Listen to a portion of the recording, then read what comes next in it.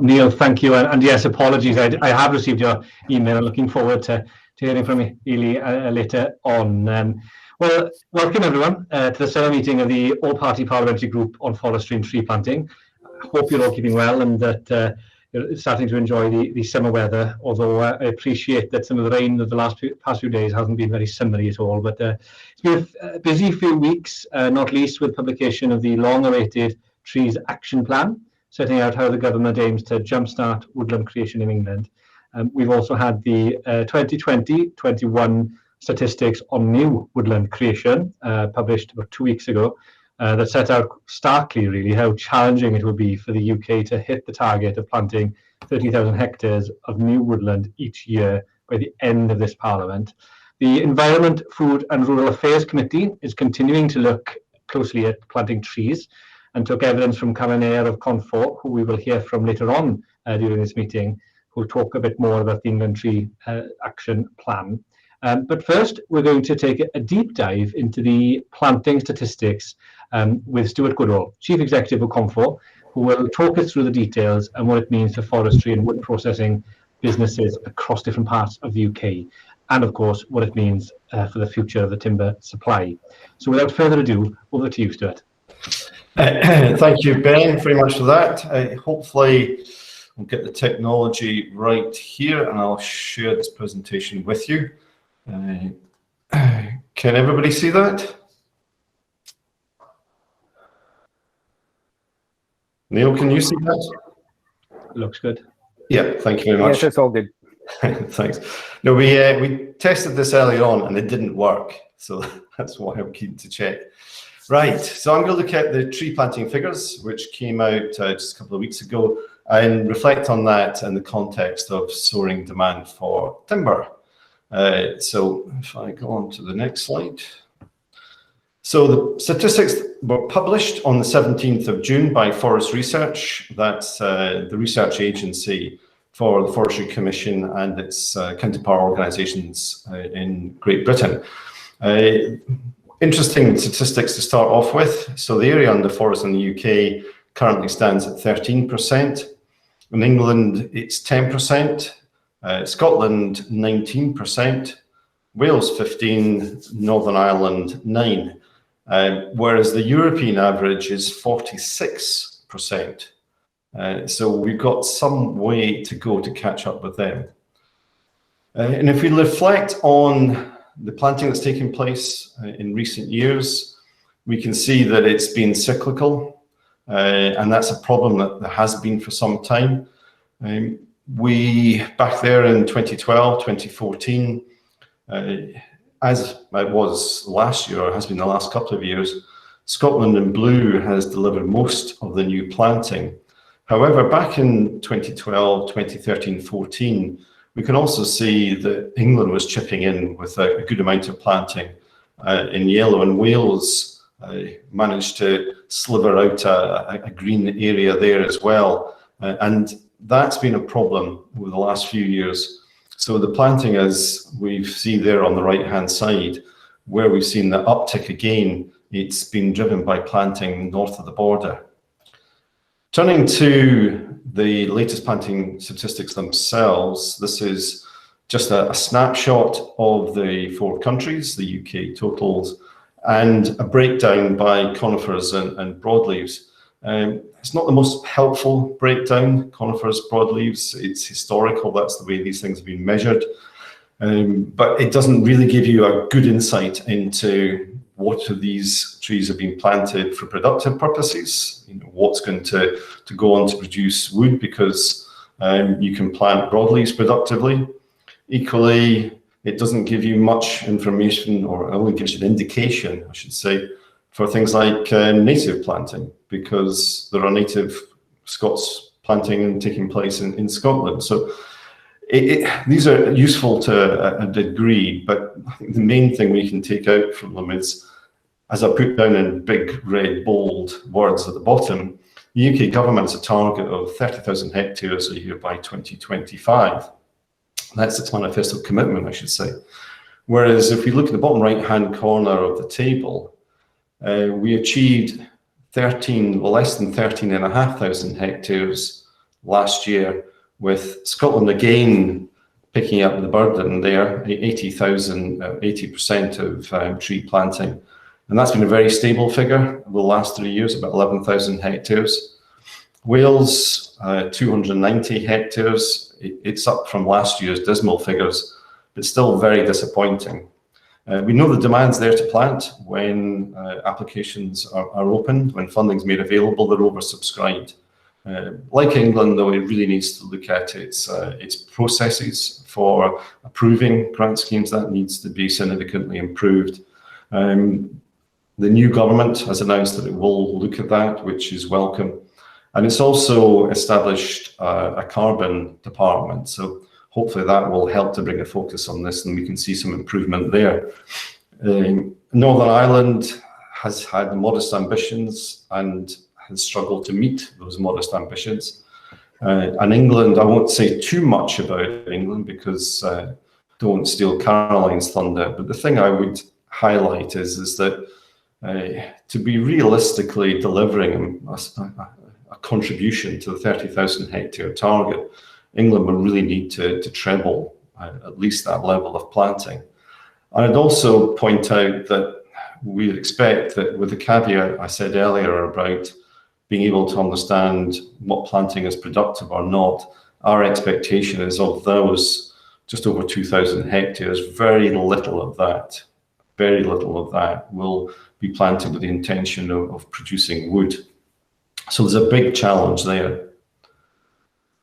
Now, I touched on this earlier. I think it's really important to look at what we're achieving in terms of planting in the context of what's going on out there. And this is just a very small selection of headlines that we've seen very recently in a number of publications. And the bottom right-hand corner, it's the first time I've ever seen anybody actually stealing timber before. And I would say that I have been waiting for wood to be able to build a shed in my garden for some time. So if you were the person that stole that timber, then please do get in touch. But we do have a real issue. And I think what's also really interesting is that if you look at the price of imported timber over the last 12 months, it's gone up 139%. People are wanting wood, wanting to build with wood, but we don't have the supply to meet that demand. And if we look now then at a global context, we can see that this insatiable desire for wood isn't just a UK thing. So this is a table I got, a graph I got from a conference which took place a few months ago looking at global demand for softwoods. And if we can see after the 2007 global financial crisis, there was a couple of years where demand reduced, but then it stabilized and started back on its march up, and forecasting through to 2025 and taking this as a reference point from 2018, we can see that they're looking at a 13% increase in demand for wood in that time frame, the same time frame we're looking at for planting. But that march upwards is something that we expect to continue. And there are good reasons for that. This is the OECD. They examined the issues that would potentially arise in the future with increased demand for raw materials, and wood and timber were identified as one of those as an important resource. And as they've looking at it by 2060, they estimate that demand will treble. So the dark green is current, well, 2011, I think it is, 2011 amounts of consumption globally. We've been a bit up from that, as you've seen in the previous slide, but they're looking at it trebling. And essentially because the world wants more wood, expanding economies want to use more wood, but crucially, wood is seen as a way to decarbonize hard to decarbonize industries like housing and construction. as well as renewable energy. So we can expect to see that demand significantly increasing. Now, if we come back into the UK, we can see a startling picture in front of us. So basically, this is a forecast of timber availability looking out to 2060, and we can estimate pretty well what we will have available in the future. Trees take time to grow, so we know what we've got, and then we can see what when they'll come to maturity. And whereas over the next 5 to 10 years, there is availability of round about where we are just now against the backdrop of increasing demand. But then, very worryingly, that supply of wood is set to fall from the 2030s and then significantly down into the 30s and the 40s and continuing into the 50s, and potentially as much as a third wood less available that we're growing in the UK than we're currently experiencing at this moment in time. Scotland, as we can see from the earlier figures, is taking action. It is planting, and it's planting a balance of productive and native trees. And what we're seeing is, if I had a slide for Scotland, which I'm sorry I don't, that they're looking to make up the gap in the Scottish context between maintaining that level of availability, potentially increasing it at a time when we need to have more wood.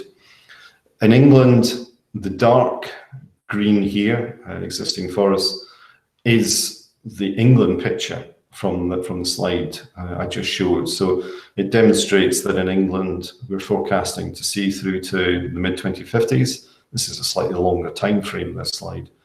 But right there in the middle, that supply will fall significantly. It'll increase a little bit and then flatten off again, but less than we have just now, again against that backdrop of increased demand.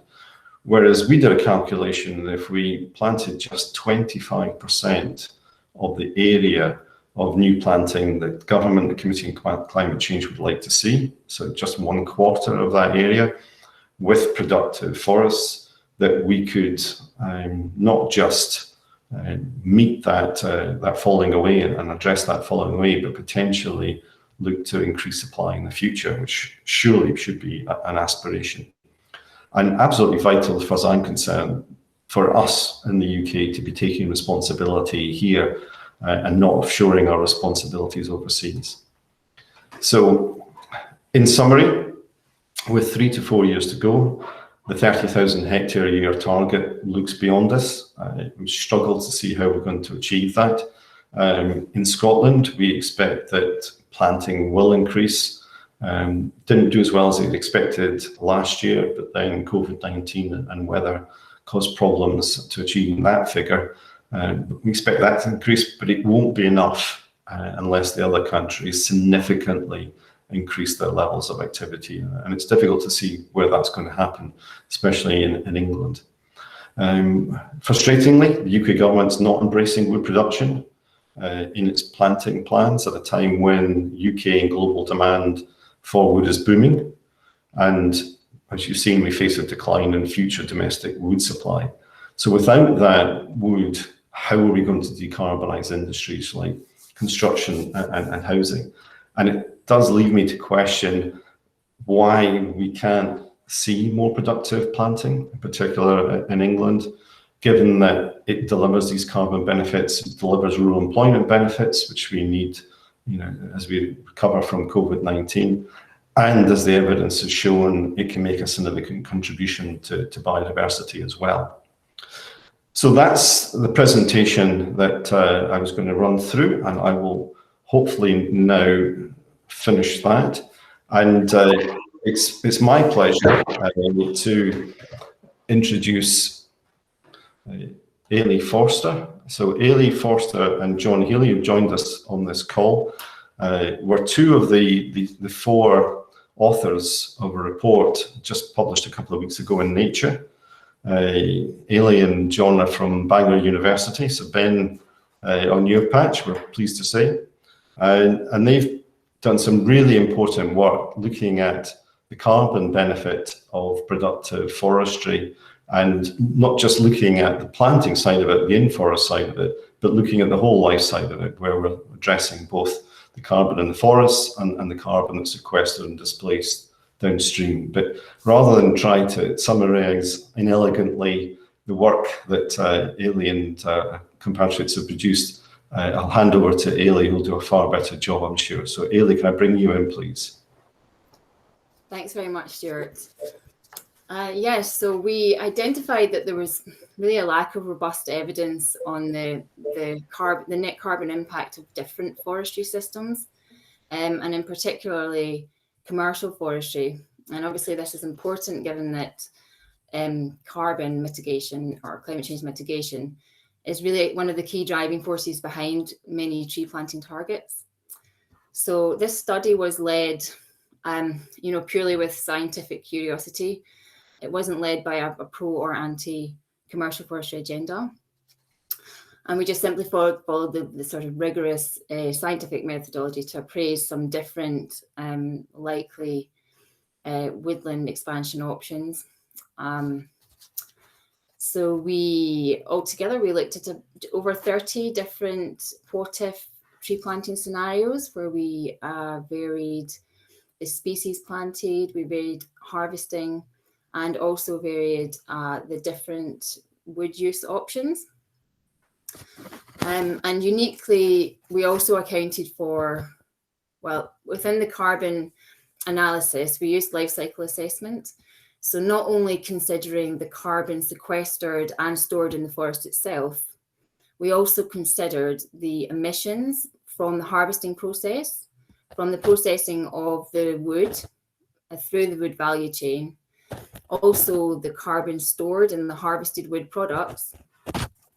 And importantly, we also accounted for the avoided emissions from the use of these wood products from substituting non-timber alternatives. So for example, using timber in construction materials would avoid the use of, or it would substitute the use of concrete and steel in many applications. And so there would be avoided emissions associated from those products. And another unique aspect of the study was that we also accounted for the decarbonization of the wider economy through the previous cycle, which was over 100 years. So with the potential for natural efficiencies in many manufacturing processes improving, but also with the future deployment of carbon capture and storage technology, then that the kind of avoided emissions associated with things like carbon and steel would reduce over time. So we were very conservative in our assumptions there, so that we weren't overestimating or over-egging the potential benefits of that harvested wood value chain along the way. And in summary, the finding was that that commercial forestry can achieve really significantly more net carbon benefit than more natural broadleaf systems in the same time period that we looked at, over 2.5 times in some cases. So it was quite significant findings. Okay, thank you very much, Healy. That was an excellent summary, and you'll not be going anywhere in the next half hour or so. Just in case somebody has a question about that, would you be available to take a question if that opportunity arose? Yeah, not a problem. Right, thanks very much. Right, well, that's me going to give up on my chairing duties and hand over to somebody far more able than I am. Ben, can I hand back to you, please? I'm not sure about being more able to it, but no, thank you for your incredibly interesting presentation, and also to Healy for sharing some of the findings of your research up there in Bangor University. And as you mentioned, Stuart, we'll be able to take questions on both presentations at the end of the session.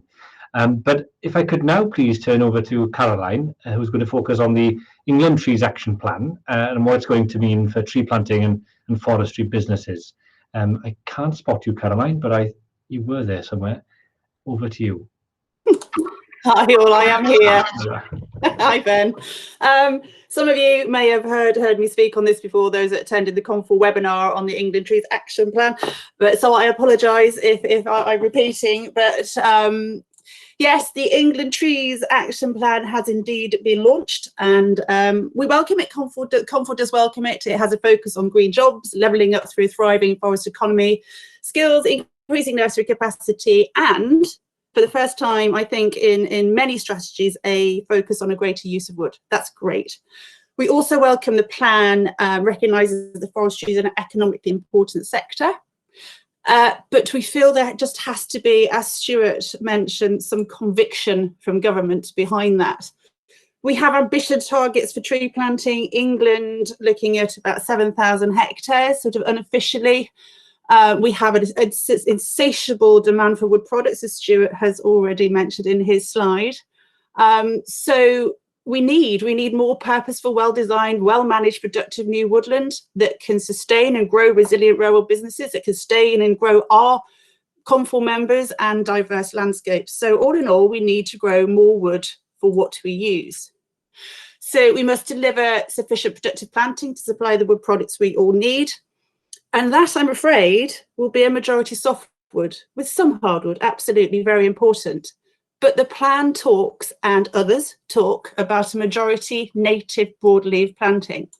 We've already had significant amounts of broadleaf woodland planted, rightly so, in the past 3 decades, but very little of that was designed to produce wood. It was supportive for biodiversity, for social, for amenity, for other benefits than to produce wood.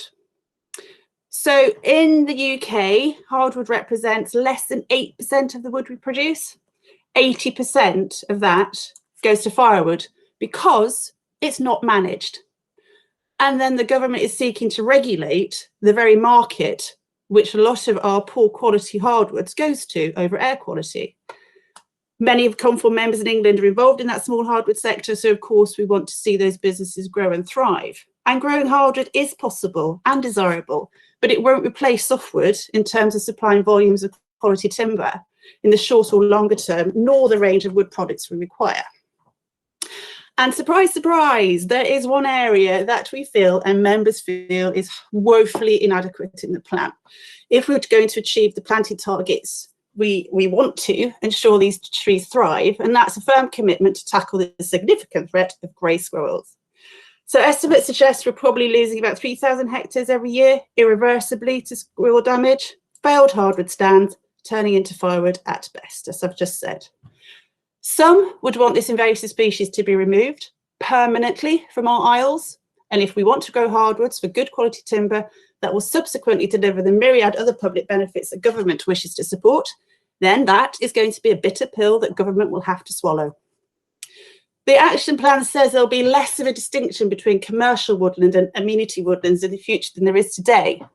Great. Conifers wholeheartedly promotes and supports UKFS, UK Forestry Standard compliant, mixed, modern and multi-purpose forestry.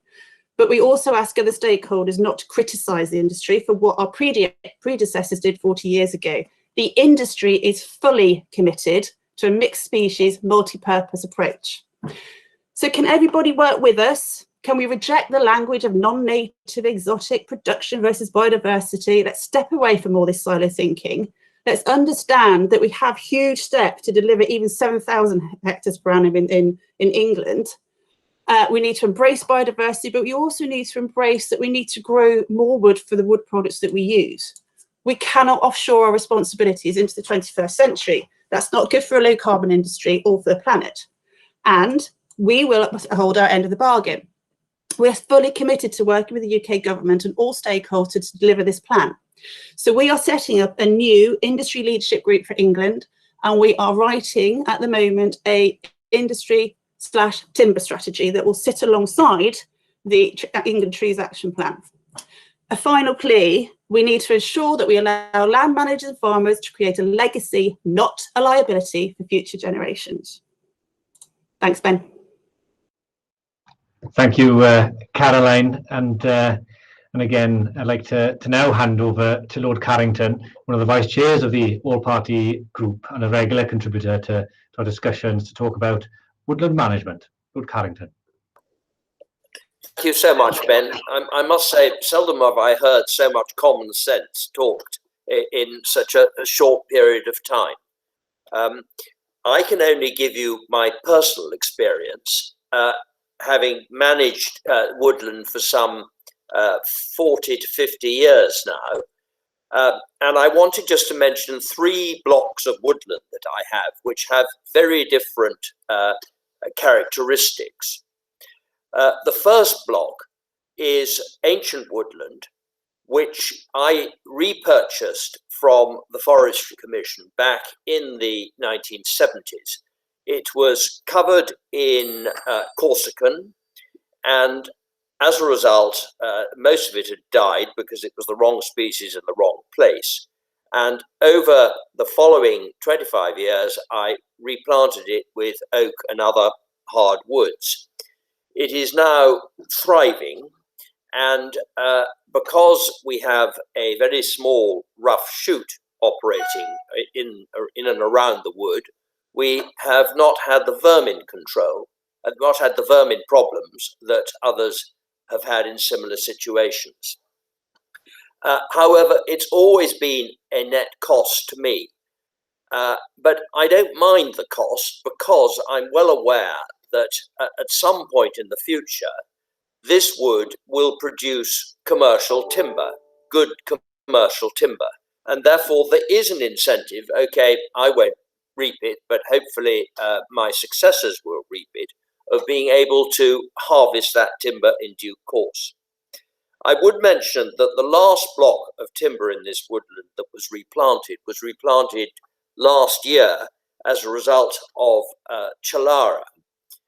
And I obtained a grant from the Woodland Tree Health Grant, and that has been extremely helpful in covering part of the costs, but it doesn't actually carry over to a management scheme going forward.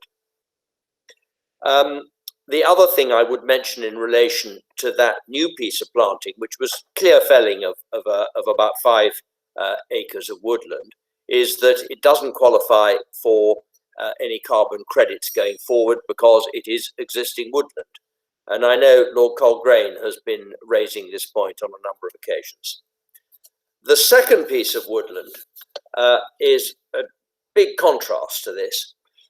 It is on the Chiltern Escarpment, and it's an old beech wood, visible for miles and miles away, and faces north. The beech has been dying for many years, and the natural regeneration has all been ash, without exception. I have now obtained a similar grant, the Woodland, the health grant, whatever it's called, and we are about to start replanting that, and that will take place this year. This piece of woodland has all the problems of squirrel and deer and heaven knows what else. And I know that despite this grant, although the woodland would look good for the next year or two, no doubt, it's going to be undermanaged going forward and underfunded going forward because there are no schemes to keep it looking nice. And this wood really is there to look nice. It has no commercial value at all. It just looks good if you happen to be in Oxford and driving up the M40. The third piece of woodland is another complete contrast to that, and that is a piece of urban woodland. And all these woods are around about the 100-acre mark, so they're not unsizable.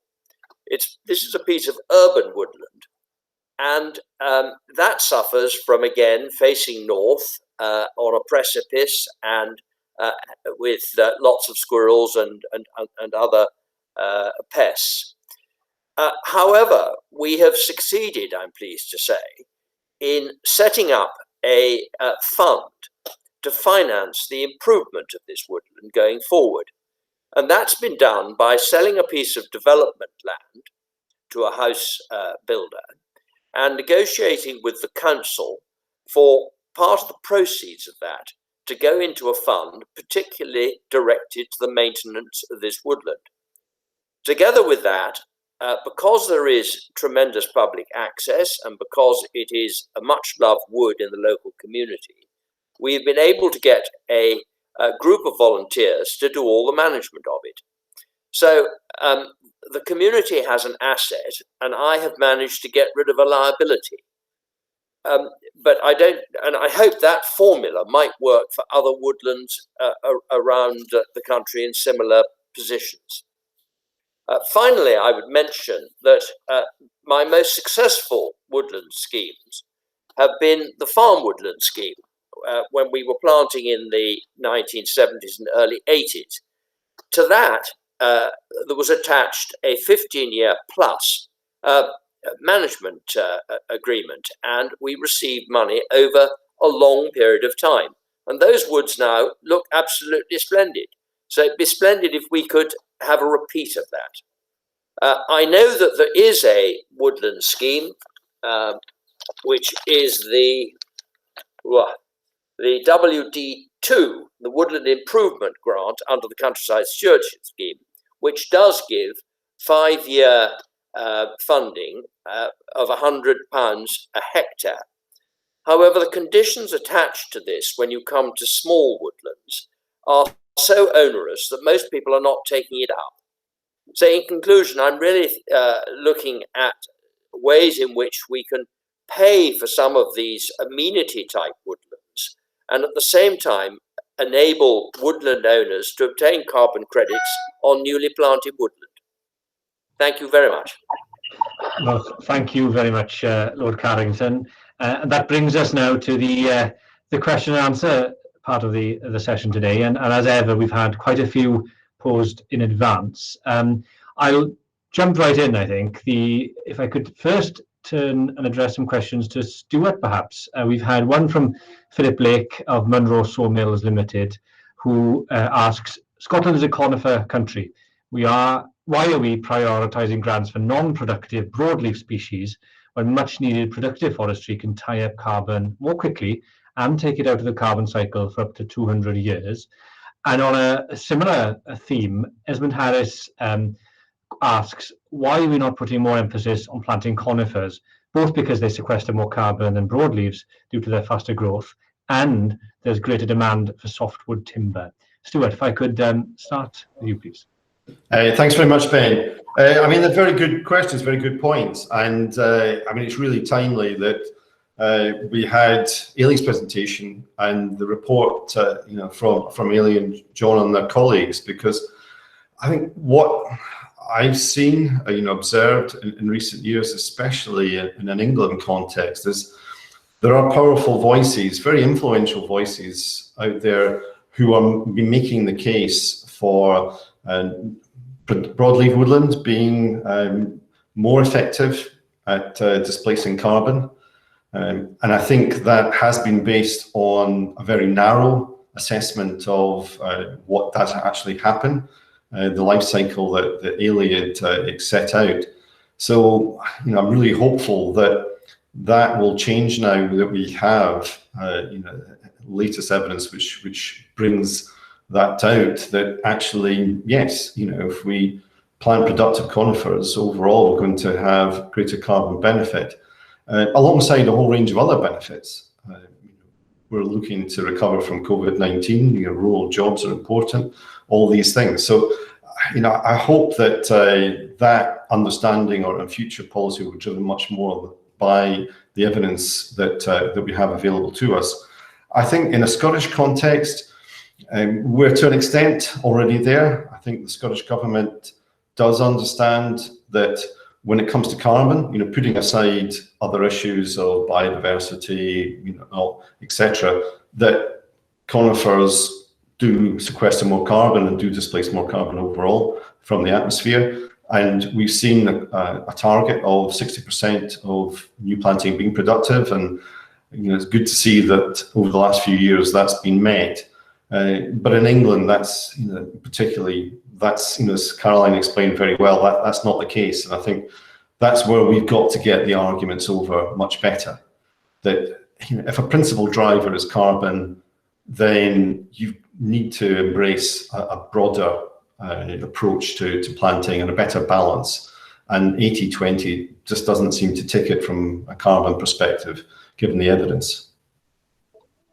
Thank you, Stuart. And the next question, I might pose it to Caroline, if I may, comes from Fenning Wellstead, from the Goldcrest Land and Forestry Group, and asks, when will we know the shape of future farming support? Without a clear picture, it is difficult to make such a dramatic change in land use as planting trees. Very good question, Fanny. When will we know? Well, we have in England, I can only speak for England, we have the England Woodland Creation Offer that has been launched, 2 weeks ago, is it now? That is a pre-runner as such to ELMS, which is the Environmental Land Management Scheme. And as such, it's dipping its toes into natural capital payments. So there are a number of supplements you will get rewarded for delivering against a point scoring. But that sort of is a pre-runner to ELMS. So under ELMS, there is only the Sustainable Farming Incentive at the moment. Honestly, very little benefit to members, I would say, under the SFI, the pilot. Then we will have the second and third component, which is the local nature recovery, and then landscape scale nature recovery. So we are a little bit like mushrooms, I'm afraid, Ben. We're all kept in the dark, rather, although we are all important stakeholders in this process. We will tell you when we know. If Fenning is on call, then I'm afraid I can't do much better than that. Thank you, Caroline. No, I think as even MPs are in the dark when it comes to the future scope of some of these policies. The next question comes from Richard Coke of the Wisnam Estate, and I'd like to pose it to Lord Carrington, actually. Richard asks, why do you want to conserve the grey squirrel? He goes on to say that simply reducing numbers is totally ineffective as per the RFS January 21 report. I'm sorry, I didn't know that I wanted to preserve the grey squirrel. Apologies, Carrington, I don't know. I may have got that incorrect then. I don't know if Richard Coke is on the line. He has. Would you perhaps be able to put your question? Ben, thank you very much for bringing up my question. And to Lord Carrington, I remember reading what you said in the tree and pest disease debate in the House of Lords last, I think, January, February time, in which you actually said that it was wrong to eliminate the grey squirrel, but we must redress the balance, or words to that effect. And I'm just wondering if that is still the case, that this is what you think. Because I think if you do, and in other words, you might reduce numbers, which is shown to be a complete waste of time, then there's really no hope for reaching our targets for this ambitious 30,000 hectares, I think. Lord Carrington, I'm very interested to hear what you say. I absolutely agree with what you're saying, but I think it's politically probably impossible to eliminate all grey squirrels. The public just wouldn't accept it. I mean, see the problems that we have in trying to prevent the proliferation of badgers. The public is not behind the move, and you can still go and obtain squirrel food from pet shops. They are cuddly creatures as far as some people are concerned. But don't get me wrong, I mean, I would do everything possible to eliminate them, and certainly do here. But I don't think it will ever become a national policy. May I come back to Lord Carrington, Ben? Yes, please. Lord Carrington, that's not my experience here at all. I think the British people are a lot better than they're made out to be. Yes, I absolutely agree with you that there are mass of people who can never contemplate killing anything. But I think they're in the minority if people are actually told what the consequences of not eliminating this thing, i.e. forget about this country contributing to climate change mitigation, carry on importing vast amounts of timber because we're incapable of producing it ourselves. And here in my woods, here in this part of Norfolk, we used to have large notices up when we had a sort of high rates course operating in the wood, which the idea was to get the public to ask why. And the notice sort of read something like this: if you see a grey squirrel, could you please report it to a member of staff so it could be trapped or shot immediately. Now, obviously, it's completely impractical for staff to actually do that. The whole idea was to try and get people to ask why we were doing this. And a lot of people did. And initially, some of them quite aggressively. But once you'd explained it to them, the whole attitude changed completely in almost 99% of the cases, I would say. And it just taught me that I think there's this awful defeatist attitude that nothing can or must be done, emphasized in the Confor a meeting we had with DEFRA 2 or 3 weeks ago, and the two women in charge, I mean, were just absolutely hopeless. They just kicked the can down the road. And I think it's absolutely wrong. A good start and the way to do it, in my view, would be whenever any visitors go to, say, a Forestry Commission visitor centre or Western Burt, anywhere like that, as well as paying for their parking ticket, they get a leaflet costing practically nothing, explaining what the problem is.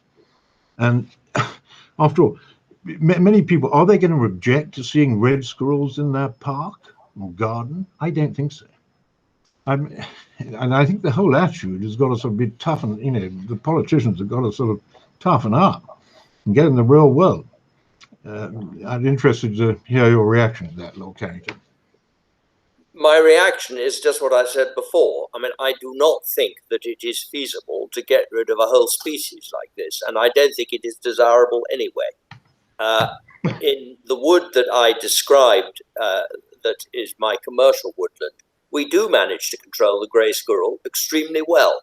Okay, we've still got a few, but they don't devastate our plantations. We have that control, and I'm sure other people could do the same. Can I come back again, Ben, if I may? I hope I'm not taking up. Lord Carrington, same here. There's very little damage to my woods here because of what we do, but it's not really sustainable. Time and resources, in literally 24/7, 365 days a year, killing things, and which we have to do, is just simply not sustainable. And for the Forestry Commission guidelines on controlling squirrels just aren't even worth the paper they're written on. And I think, if I, with greatest respect, I couldn't disagree with you more that that nothing must ever be done. Because if it's not, there's really no point carry on with these sort of ambitious sort of tree planting targets. Thank you, Mr. Corkin, and Jenny. Thank you. In the comment section, just adds that awareness of the problems and the damage that grey squirrels cause is very low outside of the wood and timber community, and an approach of trying to discuss and explain the problems, whilst also giving space to concern about welfare and so on that haven't taken place. And given the cost, it's quite surprising, and I think I'd agree there. Moving on to a question that Nick Hall from the Stourhead Western Estate has posed, and I'll ask Caroline, please. Nick asks, I'm trying to plant 80 hectares of productive, diverse forest. Why is it so hard? Well, actually, while I'm on, Penning, I see your message. I do think we're still some years away, and the timescales for elms development, we've always said are rushed, but we are where we are, and maybe I could discuss it with you off call. Hi, Nick.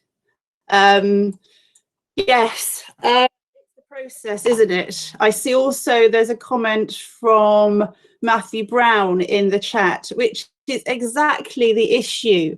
Ecologists saying that we cannot plant conifers anywhere in England, and the same attitude could be applied to planting wheat, absolutely. But it's a process. It's a drawn-out process. We have asked time and time again for a McKinnon review in England, the same as they've had in Northern Ireland and in Scotland, and I think it is long overdue, because good quality applications for woodland creation are being put in, and the woodland officers, you give them their credit. They're taking on a lot. Forestry Commission taking a lot more staff, and they want it to happen, but it's just a process that snarls it up every single time when we have a long, protracted application process. Thank you, Caroline. The next question comes from Eric Boyd of Eric Boyd Forestry Limited. And Stuart, he asks, lack of planter resource with new visa rules, will there be a seasonal workers route for EU nationals coming to work in the UK? Do you have any insight on that? Yeah, thanks for that, Eric. I mean, it's something, as you know, that you've been talking with us about for some time, and we did push very hard way ahead of the Brexit coming into play to say that there needed to be a process in place to provide for people to come in and to deliver the planting that we need and the increased levels of planting that we need. And there is a real reliance on people from overseas to do that. Unfortunately, we just haven't been able to persuade government, DEFRA, to extend the visa scheme that they have to planting, which is really frustrating and annoying. They've tried to draw it as tightly as they can, really erring on the side of making it restrictive rather than providing opportunity. What I would say, Eric, is if you're now seeing the impacts of that, then do please get in touch with us, because a lot of what we were talking about was what we saw as the problems coming down the line, and if now we've got evidence that the problem is manifesting itself, getting that information is extremely useful. So do please get in touch. Thank you, Stuart. And I have another question here from Graham Carter from the Gresham House Forestry. And he asks, how can Scottish forestry conservators be encouraged to follow national tree planting objectives and targets when it is often the case that they personally do not agree with them? Stuart, if I can throw that one at you as well. Yes. Well, I used to work for the Forestry Commission. I used to be a civil servant, and I think it's absolutely vital that where there is a clear and shared endeavour to deliver more tree planting, that's what the focus should be. And we are seeing generally good support for tree planting north of the border. As I said, previous targets have been hit. This target was missed. There are potentially reasons for why that was missed this year. There's a good pipeline of planting, but certainly if those people who are responsible for making the decisions and delivering the policy lack the desire to deliver that, then that's a serious issue, and certainly something we want to pick up, and see what the evidence is for that and present it. Thank you, Stuart, and thank you for those who posed questions beforehand. I'd like to open things up to the panel now with some of the questions proposed in the chat function. And the first one comes from Jenny Knight, who writes that evidence from Welsh and English farmers would suggest that although they would be unlikely to debate the evidence supporting conifers both for carbon and economic reasons, these are not the primary drivers of those making the decisions on the ground. I'd be really interested in hearing from the speakers how forestry intends on engaging with these multiple drivers alongside forestry's primary drivers. I'll open it up to the panel. Does anybody want to go first? Caroline, your hand is up. Yeah, I've just put a message back to Jenny, actually. I suppose that one thing that has come out of the ELMS process is that it has opened up a dialogue with a very wide-ranging group of stakeholders, from the Sheep Association to the Nature Friendly Farming Network to organics and forestry is very much involved in it. And it's opened people's eyes that we can have food, we can have fibre. But the Sustainable Farming Incentive and the Farm Woodland standard that's within that has also been quite apparent, and Jenny is right, that a lot of farmers don't see woodland as that delivers that to their bottom line, because they haven't had that advice, or they haven't been able to realise the full potential. And we have some work to do. But getting conflicting advice from different organisations does not help either. We must all pull together, as I said in my little bit. Thank you, Caroline. Lord Carrington. Ben, I would just like to say that I think that the great problem with this is that wheat prices and the price of other commodities is at such a high level at the moment that no farmer wishes to put his arable land into wheat or into woods. So it's extremely difficult to see any take up till probably 2024, when the elm schemes have to have been properly announced. I know this all sounds really rather depressing, but you can see it from the farmer's point of view. He has to be driven by his bottom line, and that elm's income is not going to replace the profit he's making on arable. Oh, thank you, Dr. Carrington, and that's a point very well made. There's a question here from Matthew Brown, which asks, do we need to reframe the debate to stress that we need wood in the same way that we need food? We, the Forest Creation Partners, recently identified over 5,000 hectares of plantable land within one client's estates across England. Their ecologists suggested that for biodiversity reasons, it was not appropriate to plant conifers, I quote, anywhere in England, end quote. The same attitude could be applied to planting wheat, but the public and policymakers understand that we need to grow food somewhere. Anybody from the panel want to respond to that, to those comments? We've all touched upon it, but Stuart. I'll give it a go.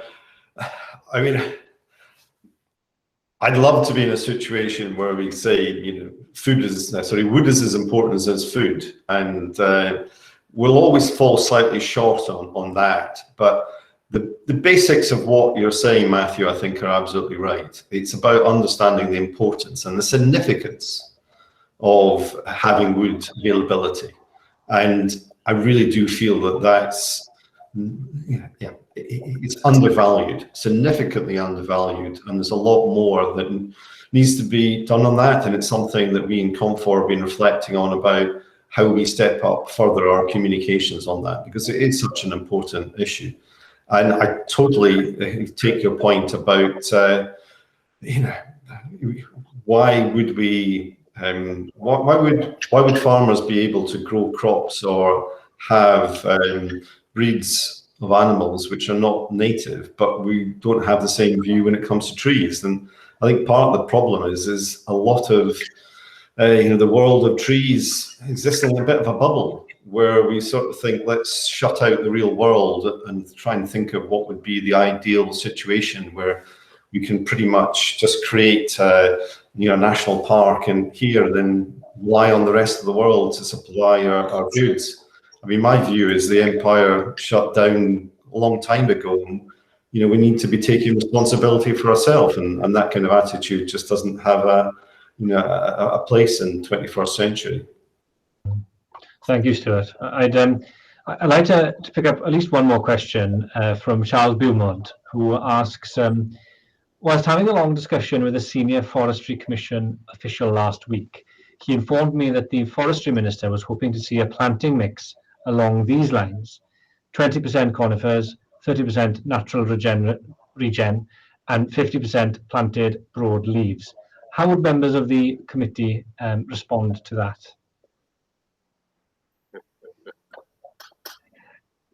Who's brave enough to go first? Well, I would just say to that is that in England this is going to be a problem. As I understand it, the New England Woodland Creation offer, which I think is somewhat underwhelming, makes sense on grade 4 and grade 5 land. But if you have grade 1, 2, and 3, you're highly unlikely to be planting any trees at all. And obviously, what sort of land you have dictates what trees you have. So I think it's all extremely misty at this point. I would also make the point, which is a bit of a bugbear, that this new offer looks generous on the face of it, because all the payments say that you get so and so for you get up to so and so for a particular type of activity, but very few people are going to be able to tick all those boxes. And so it's not as generous as it appears on paper. Thank you, Carrington. Stuart.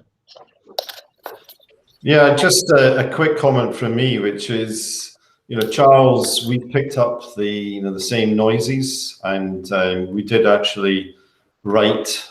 Caroline wrote to DEFRA, senior DEFRA officials, and said, we're picking up this 80-20, and you've broken it down a bit further. Is this policy? And we were told that it's not. That the drivers are. The stated drivers, biodiversity and, riparian planting, things like that.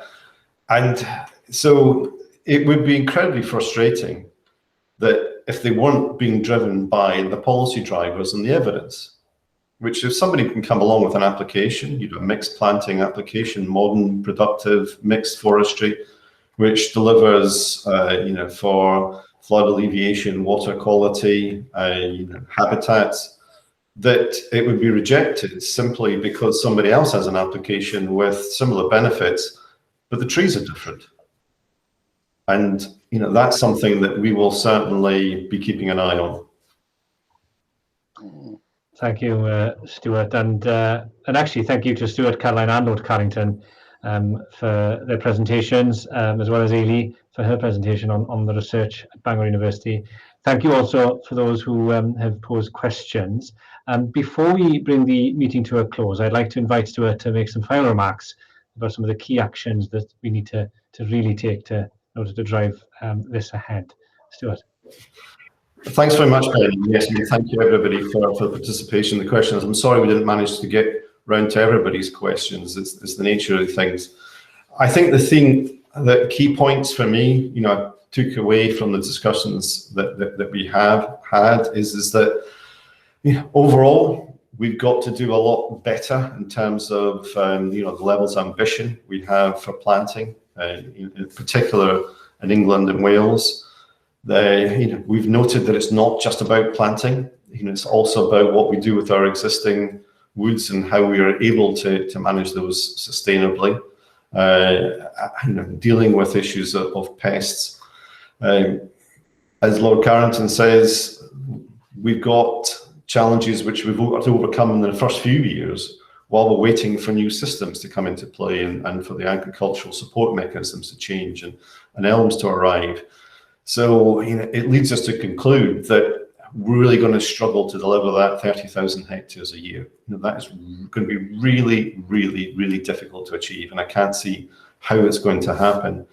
And the fact also that we're not reflecting all the major challenges that we face, it is wood supply, decarbonising our industry, achieving our climate change is absolutely key. We can see the global context for that, and we can see the evidence base, that Healy and our colleagues have brought to here. So I guess the sort of final thing I would say is that we can grow trees here, across the UK really well, for hardwoods and softwoods. We've shown that we can do it, and we do that to really high standards. Overseas, there are other people who've got similar situations, but many countries don't. And I think we need to be taking more responsibility here for saying that, like so many other parts of our life, we'll take responsibility for producing more wood here, planting more trees and managing more wood sustainably. And I think we've still got a way to go for that to happen. Thank you, Stuart. Well, thank you again.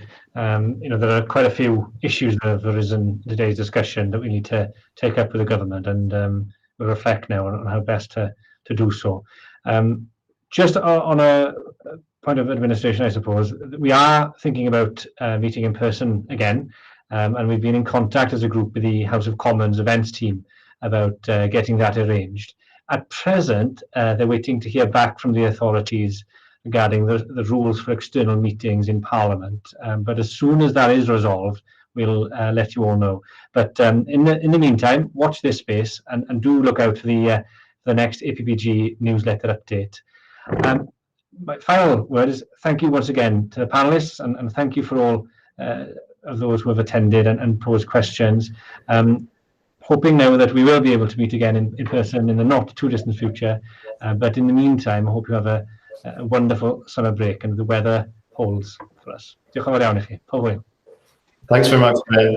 Thanks, everybody.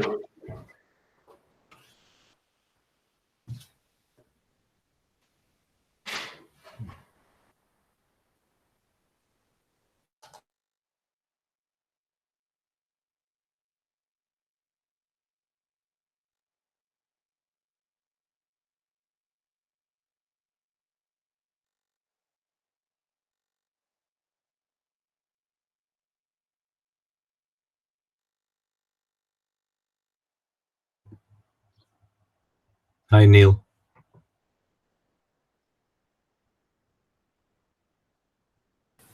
Hi, I just need to stop the recording.